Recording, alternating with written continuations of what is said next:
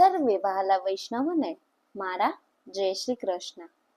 વૈષ્ણવો, આજે આપણે સત્સંગમાં સત્સંગ કરીશું 84 વૈષ્ણવોની વાર્તા પ્રસંગ 9, કે જે સેવક વેણીદાસ માધવદાસની વાર્તા છે અને જે કડામાં રહેતા હતા તેમની વાર્તાનો આજે આપણે સત્સંગ કરશું. સત્સંગની શરૂઆત કરીએ એ પહેલા સર્વે વૈષ્ણવોને મારી વિનંતી કે જો તમે અમારી ચેનલને સબસ્ક્રાઇબ ન કરી હોય તો અવશ્ય સબસ્ક્રાઇબ કરી લેજો, જેથી કરી અન્ય વૈષ્ણવોને આ સત્સંગ મળતો રહે. તો હવે આપણે શરૂ કરીએ 84 વૈષ્ણવોની વાર્તામાં વાર્તા પ્રસંગ 9. શ્રી આચાર્યજી મહાપ્રભુજીના સેવક વેણીદાસ માધવદાસ બે ભાઈ ક્ષત્રિય હતા. તે કડામાં રહેતા. તેમની વાર્તાનો ભાવ જાણીએ. વેણીદાસ વૃષભાનાજીના ગાડાનો બળદ છે. તેણે ઋષભ સખાને સિંગણું માર્યું. 3 દિવસ ઋષભ સખા દુઃખ પામ્યા. તેના શાપથી તે પૃથ્વી પર પડ્યા. માધવદાસ તે રત્નપ્રભા લલિતાજીની સખી છે. અહીં ભગવદ ઈચ્છાથી બંને ભાઈ થયા, પરંતુ મન મળે નહીં. માધવદાસે વેશ્યા ઘરમાં રાખી હતી. વૈષ્ણવો બધા નિંદા કરતા, પરંતુ તે વેશ્યા પણ દેવી વૈષ્ણવ હતી. ચંદ્રાવલીની સખી ચંદ્રલતા લીલામાં એમનું નામ હતું. અલૌકિક સંબંધ વિના દેવી જીવની આ રીતે દ્રઢ પ્રીતિ બંધાય નહીં. હવે જાણીએ વાર્તા પ્રસંગ 1. એક સમયે શ્રી આચાર્યજી મહાપ્રભુજી કડામાં પધાર્યા. ત્યારે બધા વૈષ્ણવો દર્શને આવ્યા. માધવદાસે આ સાંભળ્યું એટલે તેમણે પણ આવી શ્રી આચાર્યજીને દંડવટ કર્યા. સઘળા વૈષ્ણવો જે દર્શને આવ્યા તેમણે શ્રી આચાર્યજીને કહ્યું, મહારાજ, માધવદાસે તો વેશ્યા રાખી છે. આચાર્યજીએ પૂછ્યું, કેમ માધવદાસ, તે વેશ્યા રાખી છે? માધવદાસે કહ્યું, મહારાજ, મારું મન એના ઉપર આસક્ત છે, તેથી રાખી છે.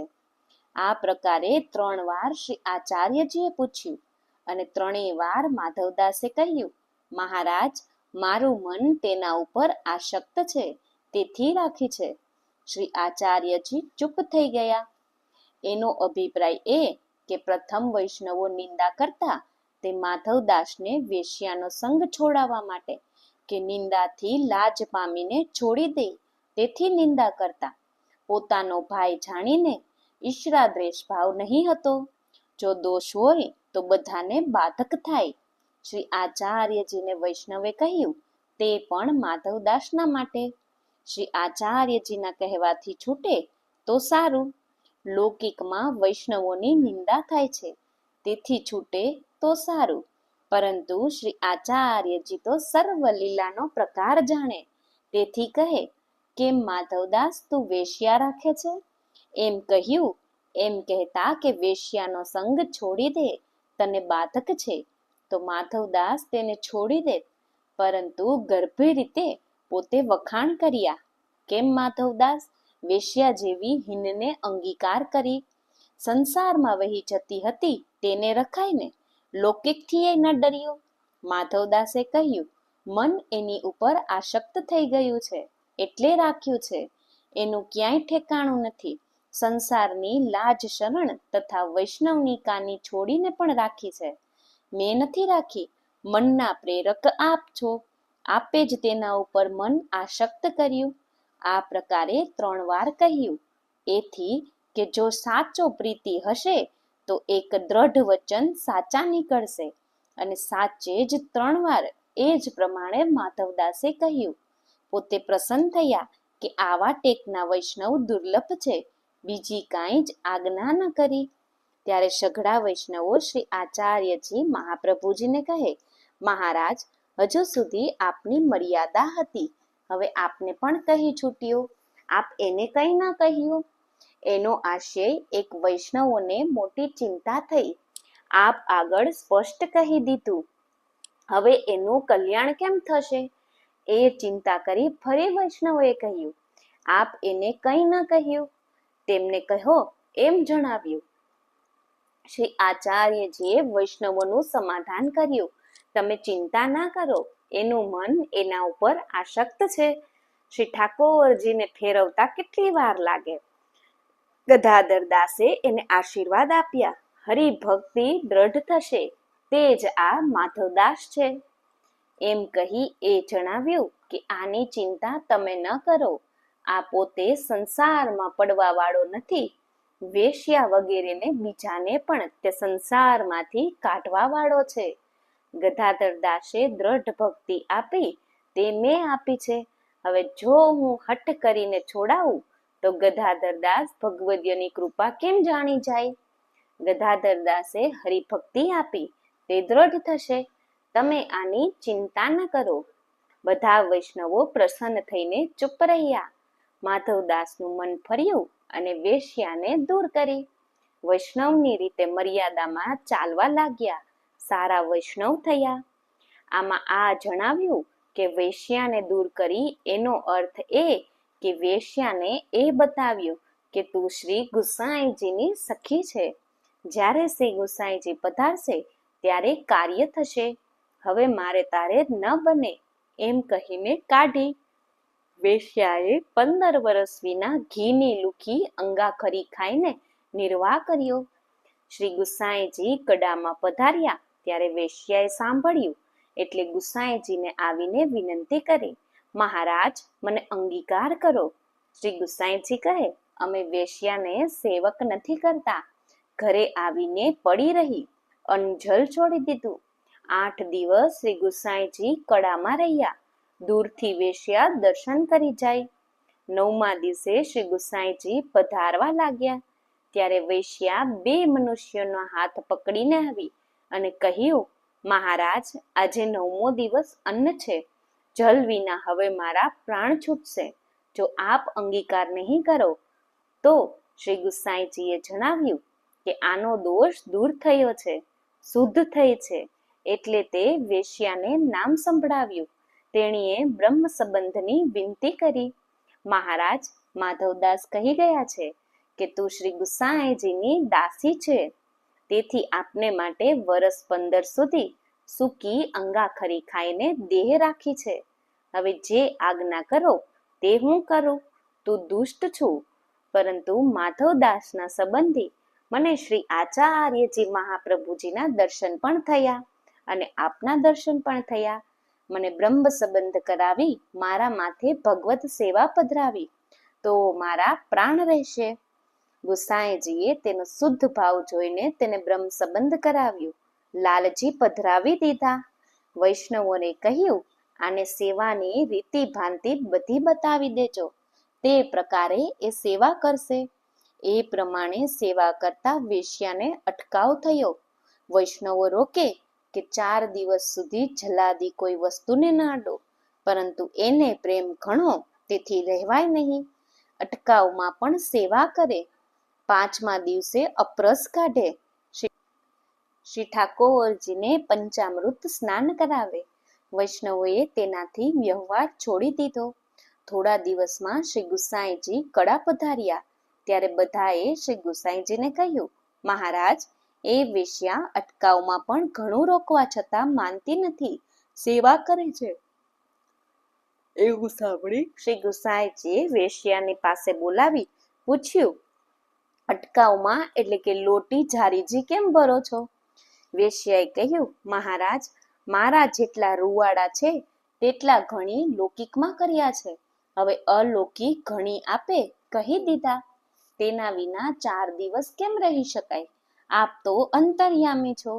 એક ક્ષણનો અંતરાય સહ્યો નથી જતો. વળી 5મા દિવસે અપરસ કાઢી પંચામૃતથી શ્રી ઠાકોરજીને સ્નાન કરાવું છું. આ મર્યાદા પણ રાખું છું. હવે આપ બધાના અંતરની વાત જાણો છો. જેમ આજ્ઞા કરો તેમ કરું. આ સાંભળીને શ્રી ગુસાઈજીએ કહ્યું, જેમ કરે છે તેમ જ કરજે. એ પ્રકારે એનું સમાધાન કરી ઘરે મોકલી અને કહ્યું, જા જલ્દી, તારા માટે શ્રી ઠાકોરજી બેસી રહ્યા છે. ત્યારે દંડવત કરીને ગઈ. શ્રી ગુસાઈજી વૈષ્ણવોને કહે, એ વેશ્યા જે કરે તે કરવા દો. એને કંઈ કહેતા નહીં. દેખાદેખી બીજા કોઈ ન કરતા. એના ઉપર શ્રી ઠાકોરજી એ જ પ્રકારે પ્રસન્ન છે. તમારા ઉપર મર્યાદાથી પ્રસન્ન છે. આ પ્રકારે તે વેશ્યાને માધવદાસના સંગથી પ્રેમ થયો. હવે જાણીએ વાર્તા પ્રસંગ 2. માધવદાસ વેણીદાસને મળીને રહેતા. એક દિવસ મોતીની માળા બહુ મૂલ્યની વેચવા આવી.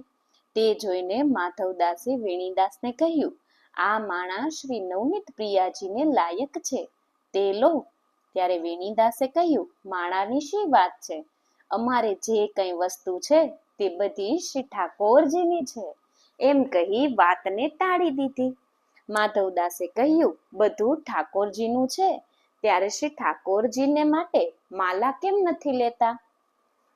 વેણીદાસે કહ્યું, અમારાથી કેવી રીતે લીધી જાય, કેમ કે અમે ગૃહસ્થ છીએ. માધવદાસે કહ્યું, મારું દ્રવ્ય વાટી દો, હું તમારાથી અલગ રહીશ. એમાં એમ જણાવ્યું કે સંસારમાં આસક્ત હોય તે લોકોને દેખાડવાને માટે બધું શ્રી ઠાકોરજીનું છે એમ કહે, પરંતુ શ્રી ઠાકોરજીને માટે ખર્ચ ના કરે. એમાં એ કહ્યું, તમે બળદ છો, તેથી ગૃહસ્થ શ્રમનો વ્યવહાર રૂપી બોજ ઉઠાવો. હું તો અલગ રહી મનોરથ કરીશ. દ્રવ્ય અડધું વાટીને અલગ થયા. દ્રવ્ય થોડું, તેથી માલા લેવાય નહીં. પરંતુ મનમાં એવું કે એવી માલા શ્રી નવનીત પ્રિયાજીને અંગીકાર થાય તો સારું. પછી દ્રવ્ય લઈને દક્ષિણ તરફ કમાવા ગયા.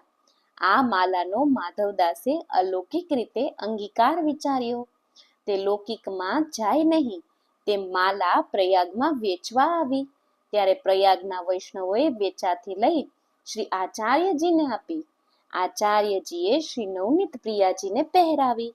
દક્ષિણમાં માધવદાસ દ્રવ્ય બહુ કમાણા, તેથી પહેલેથી માળાથી પણ ઉત્તમ માળા લઈને ચાલ્યા. માર્ગમાં એક મોટી નદી આવી. ત્યાં નાવ ઉપર બેઠા અને બીજા ઘણા લોકો બેઠા. પછી નાવ મધ્ય ધારામાં જયો ત્યારે શ્રી નવનીત પ્રિયાજી લાલ છડી લઈને આવ્યા. એક માધવદાસને દર્શન થયા. ત્યારે શ્રી મુખે કહ્યું, નાવ ડૂબાડું, નાવ ડૂબાડું. ત્યારે માધવદાસ કહે, નિચ્છમાથ કરીષ્યતિ. શ્રી નવનીત પ્રિયાજી કહે, તું ક્યાં ગયો હતો? માધવદાસ કહે, માળા લેવા ગયો તો. શ્રી નવનીત પ્રિયાજી કહે, શું અમારે માળા નથી? જો એ જ માળા શ્રી આચાર્યજીએ ધરાવી છે, બીજી પણ મારે ઘણી છે. માધવદાસ કહે, મહારાજ, આપને તો ઘણી છે, પણ સેવકોનો એ ધર્મ નથી કે બેસી રહે, ઉદ્યમ કરવો જોઈએ. ત્યારે નાવ ડૂબવાથી રહી. શ્રી ઠાકોરજીએ નાવ ઉપર આવીને એટલા માટે કહ્યું કે તારી પાછળ મારે પણ દક્ષિણ જવું પડ્યું. તું કેમ ગયો? મારે શું માળા નથી? તેથી નાવ ડૂબાડું તો શું કરે? મનોરથ તારો ધર્યો રહે. ત્યારે માધવદાસ કહે, નિચ્છતાહ કરશ્યતિ, એટલે કે નિજાના સેવકના ઈચ્છાતા કરશ્યતિ. ભક્તોની જે ઈચ્છા હોય તે પ્રમાણે આપ સદા કરતા આવ્યા છો. ભક્ત મનોરથ પૂર્વકાયન આપનું નામ છે. માળાનો અંગીકાર શ્રી આચાર્યજી મહાપ્રભુજી દ્વારા થશે. શરીર રૂપી નાવ ડૂબે તેની મને કઈ ચિંતા જ નથી. જ્યારે આપની ઈચ્છામાં આવે ત્યારે ડૂબાડજો. અને તમારી માળા તો ઘણી છે, તેમાં સેવકનો ઉદ્યમ શો? આપના વિશે જે કંઈ મનોરથ મારાથી બને તે કરવું તો ઉત્તમ સફળ છે. નહીં તો ગૃહસ્થ શ્રમમાં તો વૃથા પછી મરવું જ છે. સેવકોનો ધર્મ એ કે સદા અંગીકાર સંબંધી મનોરથ કરતા રહેવું. શ્રી ઠાકોરજીએ નાવ ડૂબાડી રાખી. નહીં તો જેમ શ્રી ઠાકોરજી નાવ ડૂબવાનું કહે તે માધવદાસ પણ ભગવત ઈચ્છા કહેતા. ભક્તિની આજ્ઞા હોય તો જ ડૂબે, પરંતુ નિચ્છતા કહ્યું એટલે કે નિજે ભક્ત તેમની ઈચ્છા માળા અંગીકાર કરાવવાથી છે, એ પ્રકારે કહ્યું. માધવદાસને તો નાવ ડૂબવાની ચિંતા નથી, પરંતુ બીજા પણ નાવ ઉપર છે, તે ભક્તના સંગથી બચવા જોઈએ. માધવદાસ કેમ ડૂબવા દે? ભગવદીય બેઠા વાણી ગૂઢ હોય છે. ભગવાન સમજે કે કૃપા હોય તો સમજે. અને નાવ ડોલવા લાગી ત્યારે બધાનું મુખ સુકાઈ ગયું. નાવિકે કહ્યું, નાવ અમારા હાથે નથી. તે સમયે એક માધવદાસનું મન પ્રસન્ન હતું, તેથી નાવ ડૂબવાથી રહી. બધાએ કહ્યું, એ મહાપુરુષ બેઠા છે, નાવ બચી નહીં તો બધાય ડૂબી જાત. પછી પાર ઉતર્યા ત્યારે કેટલા દિવસોમાં શ્રી આચાર્યજી મહાપ્રભુજીની પાસે માધવદાસ આવ્યા. માધવદાસને શ્રી આચાર્યજી મહાપ્રભુજીએ કહ્યું, નાવ ડૂબવાથી કેવી રીતે રહે? ત્યારે માધવદાસે શ્રી આચાર્યજીને બધા સમાચાર કહ્યા. શ્રી આચાર્યજી બધા વૈષ્ણવોને કહે કે જુઓ, આ એ જ માધવદાસ છે કે કેવો ટેકનો વૈષ્ણવ થયો. તે દિવસથી માળાનું નામ માધવદાસ કહે છે. આજે પણ બધા તે પ્રમાણે જ કહે છે. એ કહી બતાવ્યું કે જેમ લીલામાં એમનું નામ રત્નપ્રભા છે, તેવું જ રત્ન જેવું પ્રકાશ માધવદાસની વાર્તાનો છે. આ વાર્તામાં ભગવદીય આશીર્વાદનો ઉત્કર્ષ પ્રકટ કર્યો. માધવદાસ શ્રી આચાર્યજી મહાપ્રભુજીના એવા કૃપાપાત્ર ભગવદીય હતા. તેમની વાર્તાનો તો પાર નહીં, તે ક્યાં સુધી કહીએ.